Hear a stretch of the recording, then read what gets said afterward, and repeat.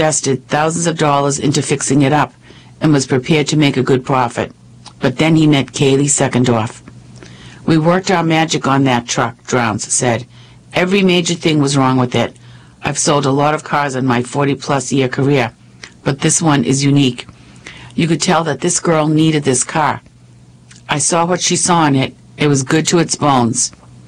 The owner had tried to take good care of it. That's why I wanted to fix it instead of sell it for parts." Secondorf was trembling as she pulled into the parking lot. "My dad's good friend called me to say he could have sworn he saw my dad's truck, which had flashing red lights on top for when the elder Secondorf was working as a volunteer firefighter, on Route 27 in Raymond. He didn't remember exactly where it was, though," Secondorf said. She set out with a goal, but no direction, managing to make her way to Drown's place and into the familiar front seat. Duke said, "Tell me what you want to give me for it. I don't want to profit off of this," she said. She didn't need to wait for him to grab the key before taking it for a spin. She already had one in her pocket. "It started right up," she said, "just like the last time my dad was sitting there." Judge dismisses lawsuit against Valley Towing, Methuen. A $5.5 million lawsuit filed against the city, the police department, and Valley Towing owner Ronald Perino was dismissed late last month. Christopher Nesbitt, 39, of Salem, New Hampshire, filed the lawsuit last year in federal court in Boston, alleging that Perino stole his car and that the police department violated his civil rights when they told him his complaint against Perino and the tow company was a civil matter and declined to pursue criminal charges. Methuen City Solicitor Richard D'Agostino said he was pleased with the judge's decision to dismiss Nesbitt's lawsuit. An attorney for Perino could not be reached for comment. Nesbitt says he plans to appeal the decision. Nesbitt was in an accident in Methuen in December 2016, and his 1997 Honda Accord was towed by Valley Towing. After months of back and forth with insurance companies, Nesbitt tried to retrieve his Honda from Valley Towing in May 2017. According to the lawsuit, he was told the car had been sold to Frams Auto and destroyed. Nesbitt alleged Perino did not follow proper legal protocol in obtaining possession of the vehicle's title to destroy it. He also accused the police officers he reported the case to of refusing to do anything about it. On June 26th, United States District Judge Denise Casper ruled in favor of Perino's motion to dismiss the city's motion for judgment. An amended complaint that Nesbitt submitted following the motions was struck. "Obviously, we're pleased with the result, and there's nothing much else to say," D'Agostino said. "I think the results and the judgment of the court speaks for itself." Casper's ruling stems from Nesbitt's failure to show that Perino did anything in his capacity as a member of the licensing board to violate Nesbitt's rights, a crux of Nesbitt's argument for filing the lawsuit in federal court, according to the decision. At the motion hearing, Nesbitt contended that Perino acted in his capacity as a member of the City of Methuen Licensing Board improperly to award licenses to businesses that unlawfully seize cars from their rightful owners, Casper wrote. The currently operative complaint, however, contains no allegations regarding that contention. Casper also said that regarding the city's liability, Nesbitt does not plead any facts that would plausibly give rise to the claim that the state created the purportedly unlawful conduct by Valley Towing or Frams Auto, and added later in the decision that the complaint does not identify any specific policy or custom any particular decision makers, and does not allege that said policy or custom was applied in any circumstances beyond Nesbitt's. Nesbitt said the case is not over per se. I can appeal it. "I just think that my first complaint wasn't really as thorough as the second one," he said. Casper has a point based on the operative complaint. Nesbitt represented himself in court and said that he hopes to appeal because he believes his amended complaint does not suffer the same deficiency as his original. Judge Casper also said that regarding the city's liability, Nesbitt does not plead any facts that would plausibly give rise to the claim that the state created the purportedly unlawful conduct by Valley Towing or Frams Auto. Dislodged asphalt on I-495 disrupts morning commute. A portion of asphalt on Interstate 495 southbound became dislodged Tuesday morning, backing up rush hour traffic for miles from Andover to Lawrence. The asphalt was a temporary mix covering a portion of the road where Massachusetts Department of Transportation workers were replacing an old expansion joint, said spokesperson Patrick Marvin. A portion of the temporary asphalt covering was briefly dislodged by traveling vehicles, he wrote in an email to the Eagle Tribune on Tuesday morning.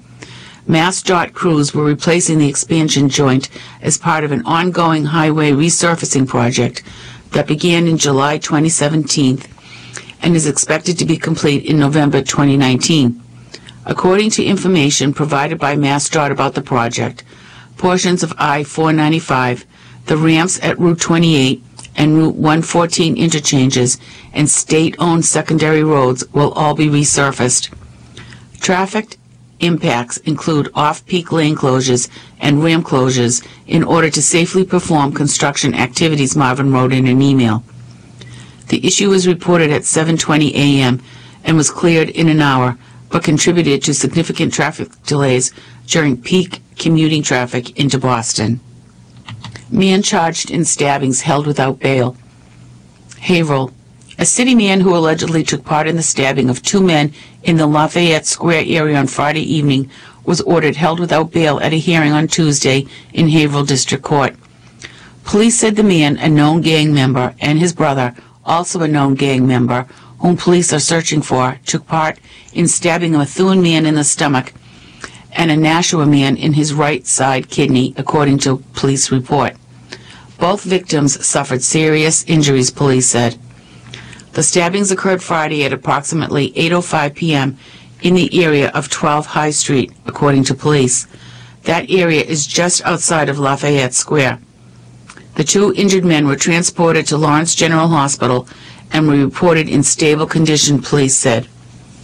Police charged Jose Vasquez Jr., 24, of 11 High Street, second floor, with 2 counts each of assault and battery causing substantial bodily injury, assault and battery with a dangerous weapon, and armed assault to murder.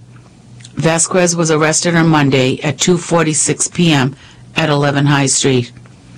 At his arraignment on the charges, Vasquez was ordered held without bail pending a hearing on Friday, where he is expected to be represented by a defense lawyer.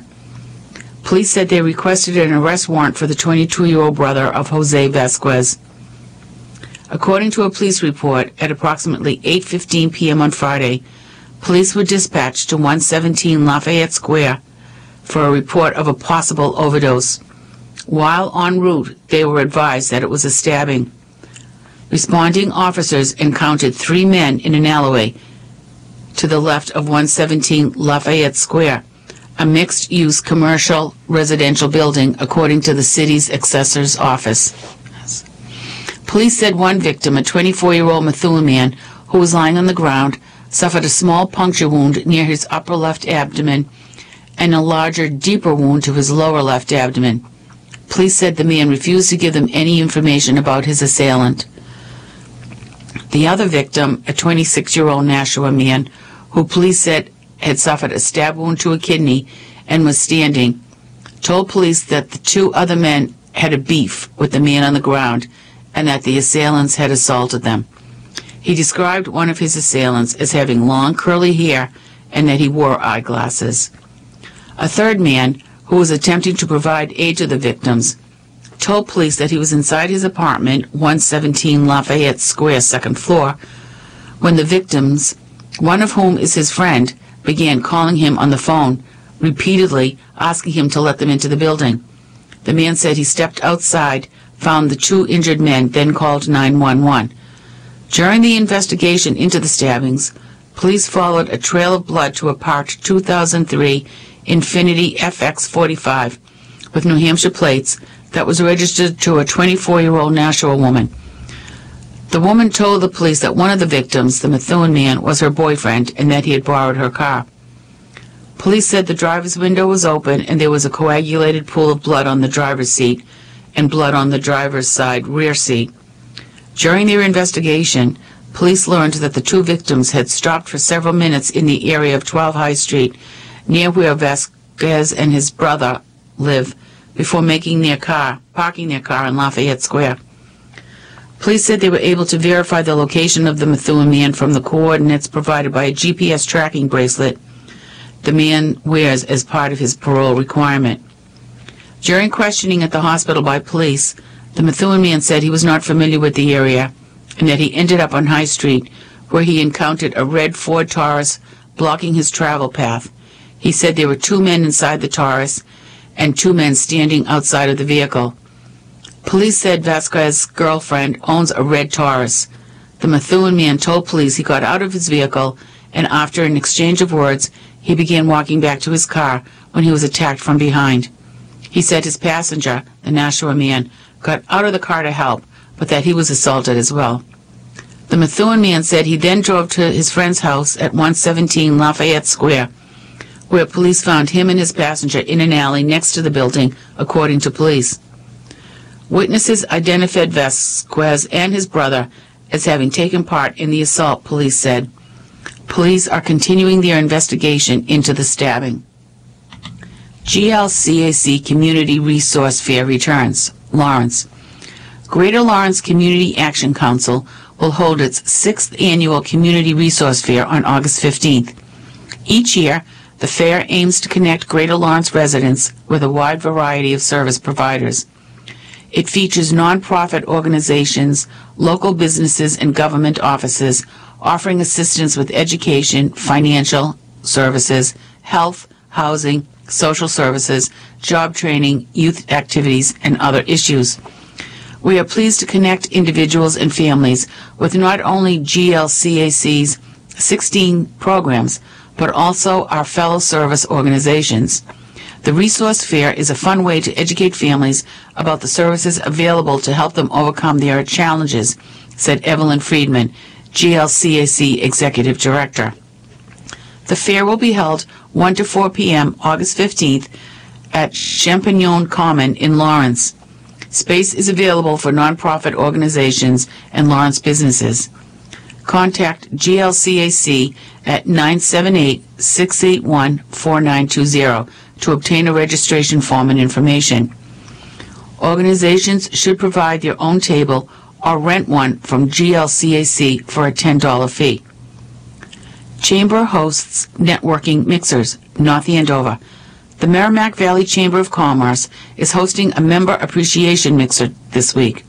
Join the Chamber from 5 to 7 p.m. Thursday, July 19th at 56 High Street in North Andover for a networking event with complimentary appetizers and beverages and a business card drawing for door prizes. This event is free for Chamber members and non-members. It is being hosted with One Path and Hafner's.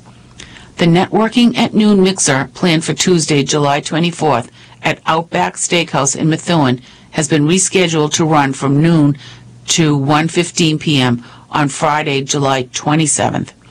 For more information or to register for either event, visit www.merrimackvalleychamber.com.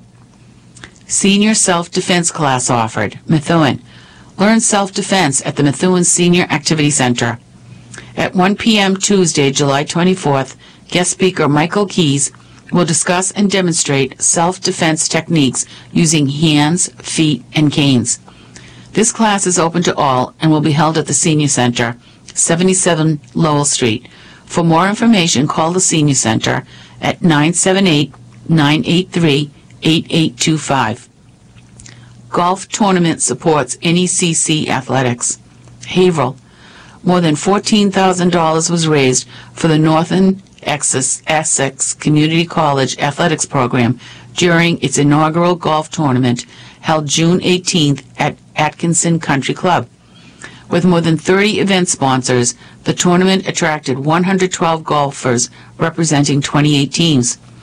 The top 3 teams and scores were first place score of minus 13, Dan Hammond, Zach Smith, Michael Moreau, and Rod McQuaid.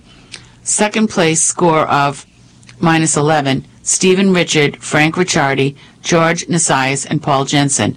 And third place score of minus 10, James McCarthy, Scott Boffman, Ross McWilliams, and Kevin Fury. The men's longest drive went to Mike Maloney, NECC's volunteer assistant baseball coach. Men's closest to the pin was captured by Scott Hatch. The women's closest to the pin and longest drive both were earned by Dr. Kristen Pistone. Funds raised will be used for athletic facility improvements, sports expansion, and enhancing the overall student experience. Betts and Altuve bring compact pop to All-Star Game. Washington, Associated Press. In decades past, they would have been given nicknames like Pee-wee and coached to shorten their swings, keep the ball close to the ground, find holes, and use their speed to leg out base hits. Now, small ball has a new meaning. This homer-happy era of baseball is proving that big sluggers can be found in tiny packages. Consider some of the guys in Tuesday night's All-Star Game. Jose Ramirez, all 5'9" and 165 pounds of him, whose 29 homers at the break are tied for the AL lead. Mookie Betts, also 5'9", has 23 long balls and hit 31 last season. Ozzie Albies, who at age 21 could maybe hope for a late growth spurt, is 5'8" and has 20 homers. And of course, there's the best inch-for-inch hitter in baseball, 5'6" Jose Altuve, the three-time batting champion, who's gone deep 9 times this year, but hit 24 homers in each of the past 2 seasons. You look around this room, it's not just big guys, it's guys of all sizes, said first-time All-Star Alex Bregman, who's listed at 6 feet, 180 pounds, and has 20 homers. What you see are ball players. You don't have to be big to be a ball player. You have to have the skills. And their skills are holding up just fine against giants like Aaron Judge, 6'7", 282 pounds, 25 homers. J.D. Martinez, 6'3", 220 pounds, 29 homers. Jesus Aguilar, 6'3", 250 pounds, 24 homers. And the consensus best hitter in the game with the ideal body type to match, Mike Trout, 6'2", 235 pounds, 25 homers. Altuve credits hitters who understand how to maximize their physical tools. In Mookie, I see quick hands and a really good lower body hitting-wise, and I can see why he hits a lot of home runs, Altuve said. I would say it's more technique than strength now for hitting homers. Justin Verlander knows he can't relax when he's on the mound against a player like Altuve, his Astros teammate. Size doesn't matter, bat speed does. I think it's part of the change of the game. I've talked to Jose about it. He's changed himself a few years back and started swinging more aggressively, Verlander said. You didn't used to see guys like that were that small and had that kind of pop. Opposite field pop. That's the big thing that's changed, homers to opposite field. That's something I didn't used to see much except with guys like Miguel Cabrera. Now you're seeing it with almost everybody. Baseball appears to be headed for a reckoning with the ugly side of hitters' power-first approach. Defensive shifts, obsession with launch angles, and indifference to strikeouts are being blamed for everything from increasing the length of games to making the sport more dull and one-dimensional.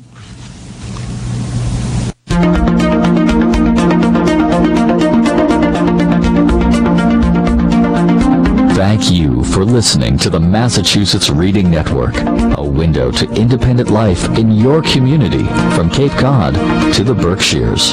This is volunteer reader Robin Sitten broadcasting from Worcester, Massachusetts. Stay tuned for more coming your way next. WRRS Middleborough, Pittsfield, WVBF Middleborough, WDJM Framingham, WUML Lowell, WLLO Londonderry.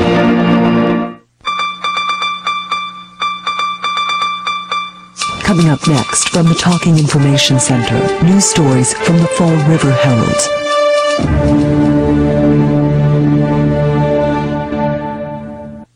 Good day, everyone, and happy Wednesday. My name is Marita McKinnon, and today is Wednesday, July 18th, 2018. And I'm reading the news for the Fall River area today for everyone on this Wednesday.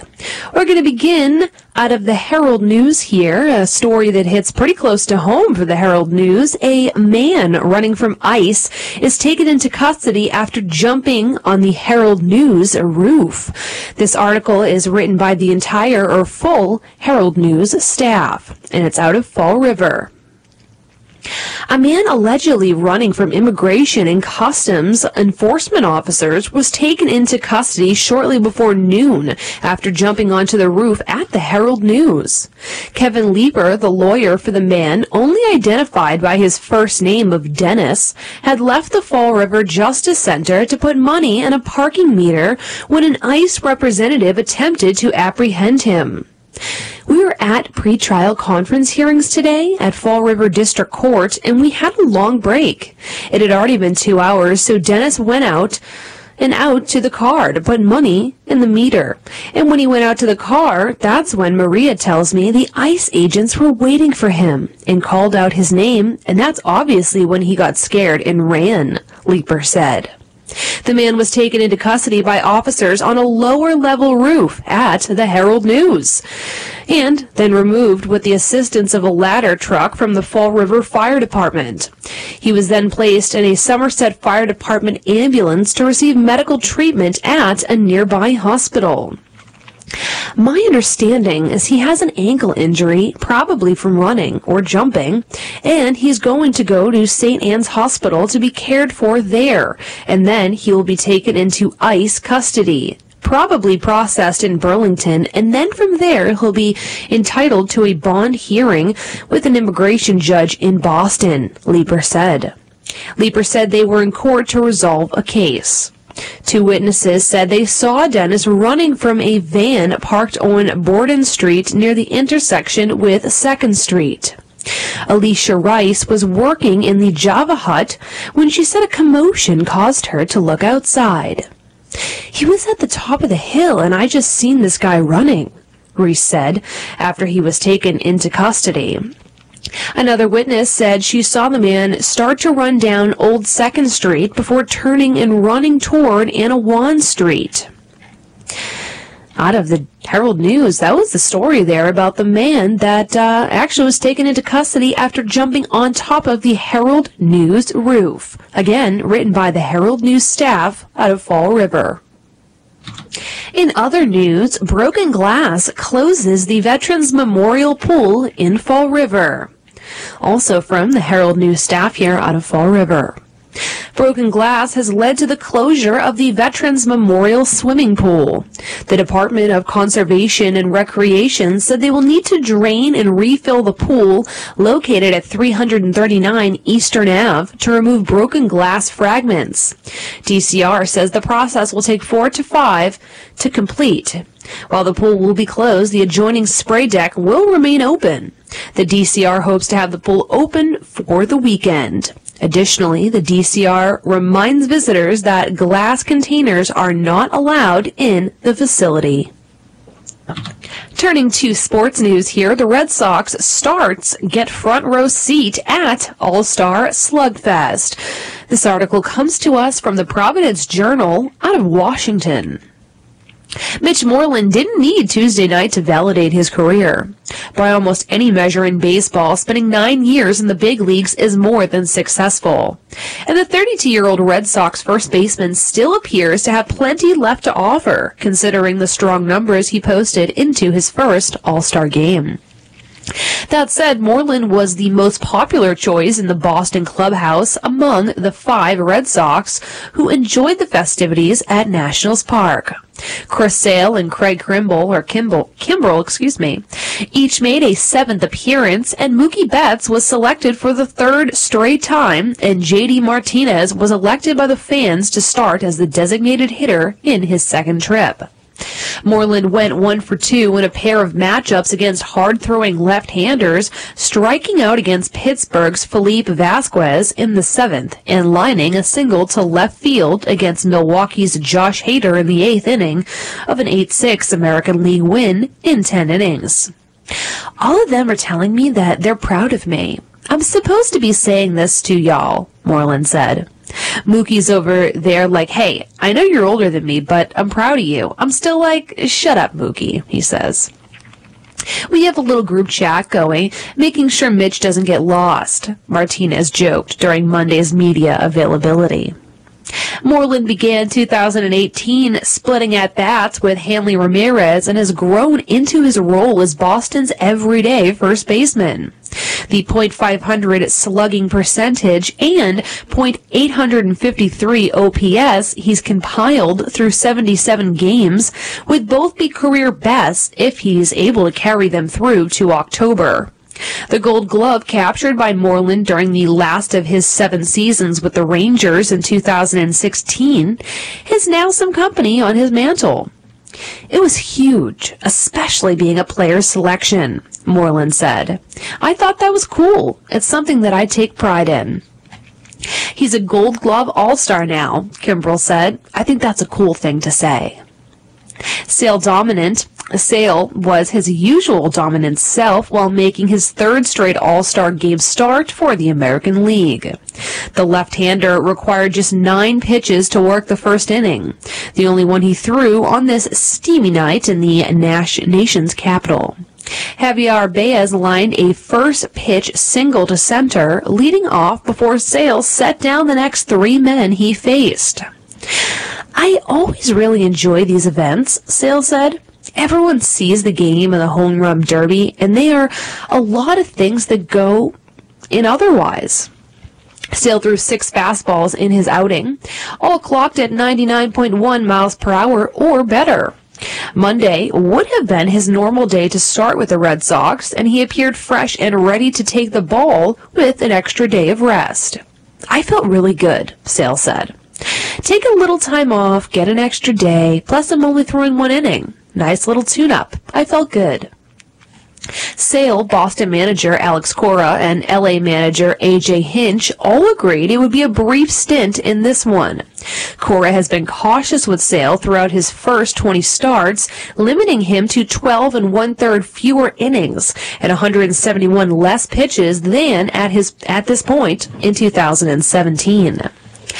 I think it's a combination of a lot of things, Sale said. I say it a lot, but I've got a lot of good guys in my corner. Betts blanked. Betts went 0 for 3 while becoming just the 3rd 3-time starter in club history. Ted Williams enjoyed the 3 such stints in 1940 to 42, in 1949 to 51, and 1955 to 57, as well as David Ortiz, who posted a pair from 2005 to 2007 and 2011 to 2013, as well as Wade Boggs from 1986 to 92. They enjoyed the longest Boston spell in the starting lineup, piling up 291 of his 578 career doubles and getting on base at .427 clip. Williams was the first Red Sox player to accomplish the feat. Frank Malzoni from 1958 to 60, as well as Carl Yastrzemski from 1970 to 72, and Fred Lynn from 78 to 80. They also round out the list there. The Red Sox right fielder struck out looking in the first, flew to deep center in the 3rd, and struck out swinging in the 5th. Betts faced 3 different pitchers, making solid contact against Mets right-hander Jacob deGrom, and fanning against Washington's Mark Schwarzer and Philadelphia's Aaron Nola. Betts also became the 7th player in franchise history to bat leadoff, the first since Johnny Damon in 2005. Betts and Damon are the only 2 Boston players to top the AL lineup since Pete Runnels earned the honor in 1959. Dom DiMaggio, years 46, 49, 51, and 92, posted a .801 OPS and received most valuable player votes 5 times during his 7-year span, dominating the top spot. Doc Kramer, 1939, Bobby Doerr, 1941, and Billy Goodman, 1953, have also batted leadoff in an All-Star game for the Red Sox. Martinez gets on. Martinez recorded the game's first hit in the opening inning, grounding a first pitch fastball from Schwarzer up the middle for a single. The Red Sox outfielder, designated hitter, became the 8th AL cleanup hitter for Boston and the second in 3 years, joining Ortiz in 2016. 3 Red Sox players have enjoyed multiple appearances in that spot, including Williams, Jim Rice, and Manny Ramirez. Jimmy Fox, Malzoni, and Yastrzemski also batted fourth while playing for the Red Sox. Martinez struck out swinging against deGrom in the third and was done for the night, replaced by Nelson Cruz to lead off the 6th.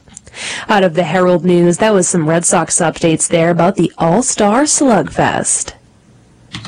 Turning to some heartbreaking news out of Fall River, where a Fall River boy, 14 years old, dies after drowning in South Watuppa Pond. This article is written by Michael Holtzman from the Herald News. Again, out of Fall River. A 14-year-old boy died after he drowned Tuesday, the Bristol County District Attorney's Office confirmed. He was recovered by a diver at South Watuppa Pond and rushed by rescue to St. Anne's Hospital. The young victim was identified as Adil Benitez, the District Attorney's Office said Tuesday night. His death was reported about 4 p.m. That was at least 1.5 hours after he was pulled from 10 to 15 feet deep water, and after paramedics performed advanced life support in an effort to revive and save him, fire officials said.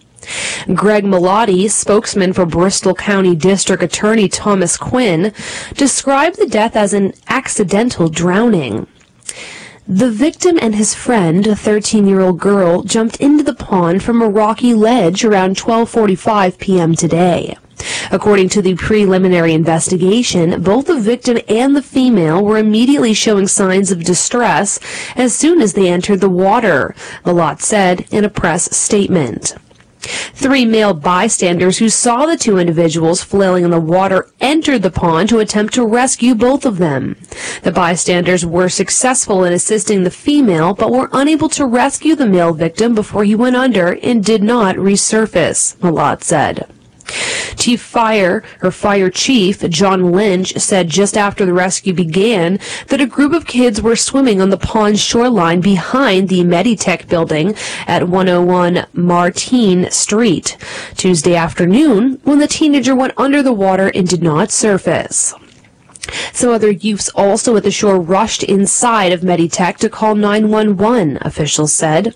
Melotti said Fall River police were called at 12:52 p.m., and the first responding officers dove into the water in an attempt to locate the victim, but were unsuccessful.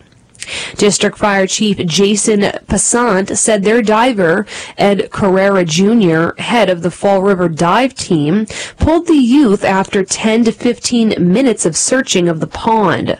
Melotti said the victim was removed from the water by the dive team about 40 minutes after he was believed to have gone under.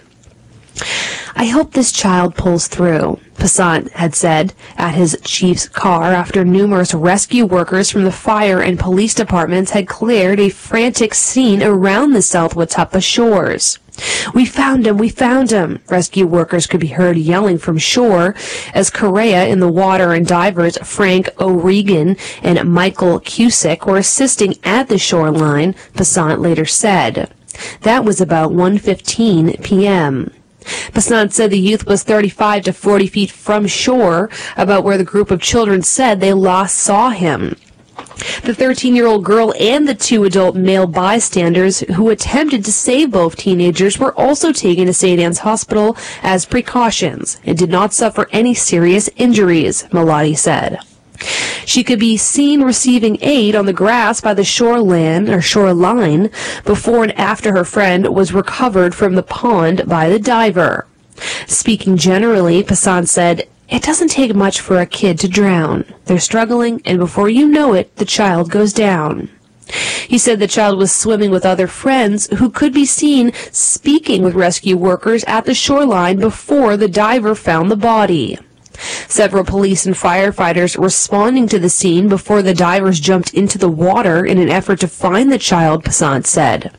He estimated Correa was in his gear and into the water within 3 minutes of arriving at the scene, he said in a video interview.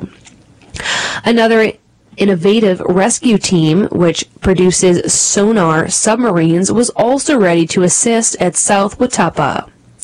L3 Ocean Server, which manufactures and sells their rescue products to the military, law enforcement, and others, had 2 of their 5-foot torpedo subs at the scene to join the search in the event the diver could not find the boy. When diver Correa found him, 2 of the mini subs were in the water starting their mission, according to Passant and the company that operates 2 buildings east of Meditech. The subs do side-scan sonars searching in 20-meter swaths and have helped the fire and police departments with prior rescues.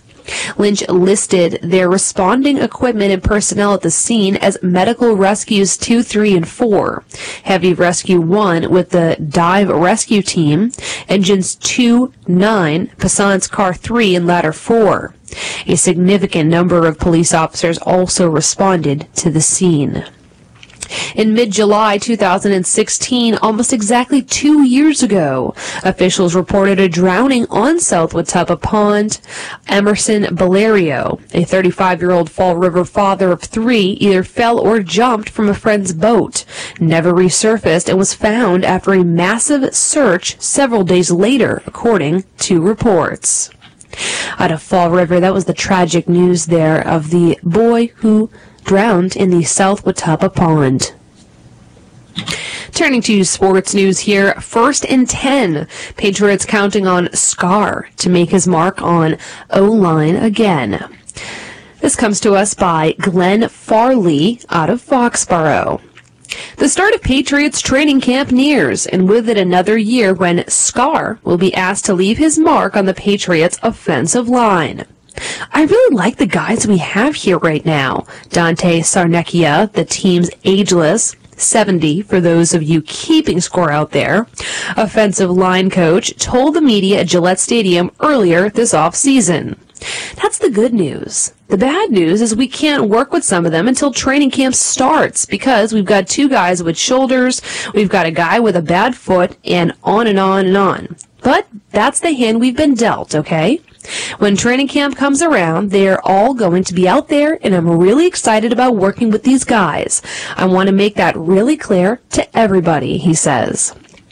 Fortunately for the Patriots, training camp comes around later this month. The first public practice is scheduled for July 2026, not May, when Scarnecchia was making those comments while meeting the press in Foxborough. And presumably by then, or at least by September 9th, when the Patriots kick off their regular season at home against the Houston Texans, Isaiah Wynn, the team's top draft pick, 23rd overall out of the University of Georgia, Trent Brown, an off-season acquisition and a trade with the San Francisco 49ers, and holdovers Joe Thuney and Marcus Cannon will be ready, willing, and able to suit up and play. All 4 had issues during the off-season. Newcomers Wynn and Brown both nursed pre-existing shoulder injuries. Thuney rehab from off-season foot surgery. And Cannon was coming off the ankle injury that led to his placement on the injury reserve list on December 13th. When healthy, the Patriots' options are intriguing. But at the same time, Sarnecchia has some work to do on franchise quarterback Tom Brady's blind side. With the Giants making Nate Soldier an offer he couldn't refuse, the unrestricted free agent signed a 4-year contract worth $62 million. The Patriots are faced with a 6'8", 325-pound hole in their line. Gone is the man who succeeded 2018 Patriots Hall of Fame inductee Matt Light as the team's starting left tackle 6 years ago. Figuring that David Andrews retains his position as the team's starting center and holdovers Shaq Mason, guard, and Cannon tackle continue to man the right side of the line. The left side could find newcomers Wynn, who had experience in college playing guard and tackle, and Brown and Thuney, the starting guard the past 2 years, leading the candidates who are jockeying for time. And that doesn't even speak of the likes of Luke Bowanko, the former Jacksonville Jaguar Baltimore Raven, who was signed during the offseason as an unrestricted free agent. Ted Karras, a Patriot since 2013. Matt Tobin, a former Philadelphia Eagle / Seattle Seahawk, who was signed during the offseason as a free agent. And Ulrich John, signed as a free agent. He's with his fourth team since he entered the league in 2014. And Adrian Waddle, a Patriot since 2015, all of whom have started games in the NFL. As it stands, Sarnekia will greet 15 offensive linemen later this month. In alphabetical order, that would be Andrews, Bowanko, Brown, Cannon, Cole Croston, James Ferentz, Andrew Jelks, John Karras, Jason King, Mason Thuney, Tobin, Waddle, and Wynn. Gone are veteran tackle jumbo tight end Cameron Fleming, who signed with Dallas as an unrestricted free agent during the offseason, and tackle Antonio Garcia, a third-round draft pick in 2017 who was claimed off waivers by the New York Jets in May after spending last year on the non-football illness list. Now some Patriots news for you there out of the Herald News. Turning to some upcoming local events here, New Bedford Food Truck Festival is rolling on Saturday. This is brought to you by the Herald News. Put the sandwich down now and drop your fork. Slowly back away from the chicken wing. You're going to want to start preparing your stomach now for this weekend's festivities at Fort Taber. The New Bedford Food Truck and Craft Beer Festival is returning for its second visit to the scenic South End destination, bringing more than 25 food trucks and 20 breweries to town. Again, this year, the trucks will be offering a selection of items for purchase, some just a taste of their fare, while a full meal can be had at others. Menu items run the gamut, from barbecue to ice cream, Middle Eastern home cooking to poutine bowls. Now there will be appetizers, desserts, side items, meats, vegetables, and much more. New this year, organizers will have crafted a list to offer a beer pairing for each truck on hand for the festival. It's a dizzying array of options and recommendations, and here are just some that they included so far for the food beer pairing.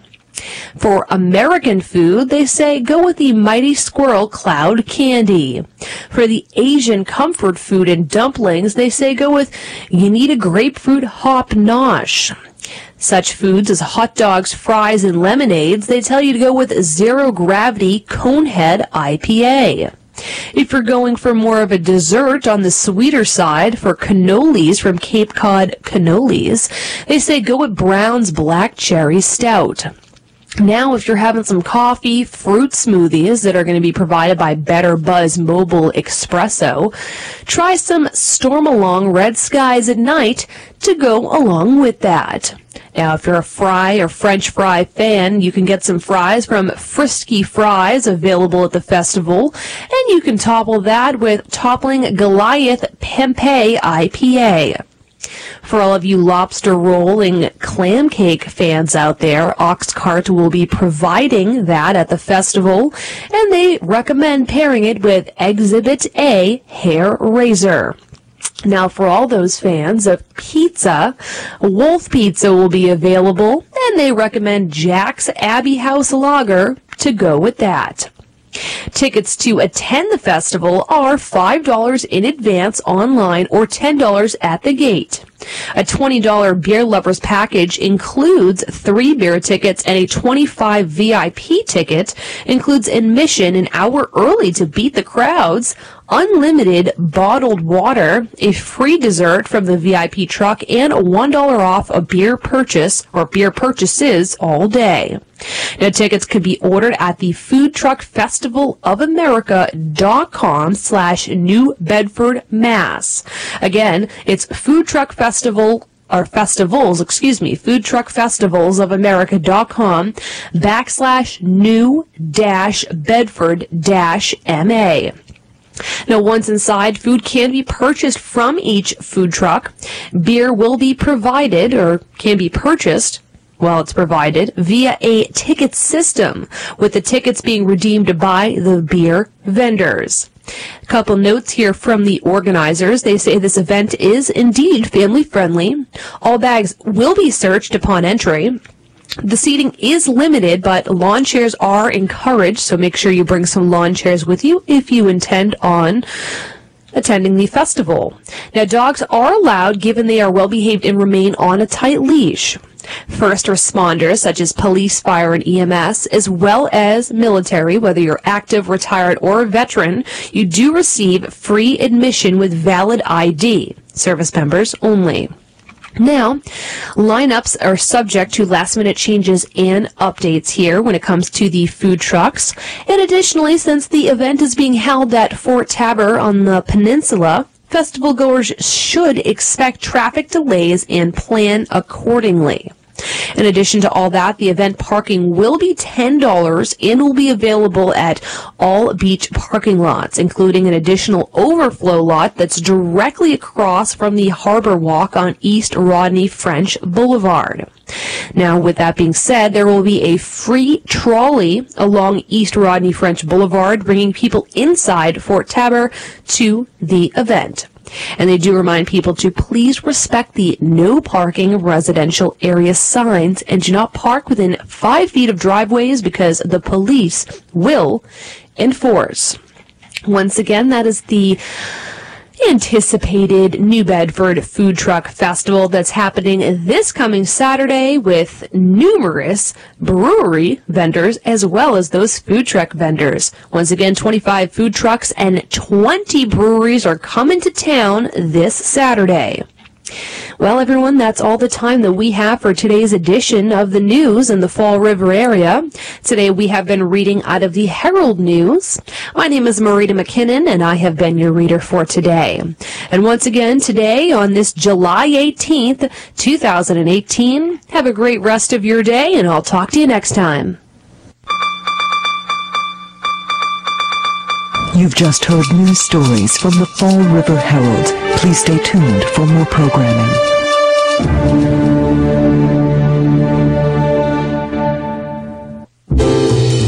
This is an announcement for listeners of the Massachusetts Reading Network. If you are located on Cape Cod or within the surrounding areas and are interested in listening to your local newspapers, the Talking Information Center is making them available on its website. There are just a few simple steps to follow. Please call the Talking Information Center at 781-834-4400 and we would be happy to assist you. Again, for more information about accessing your local Cape area newspapers on the Talking Information Center's website, please call 781-834-4400. We look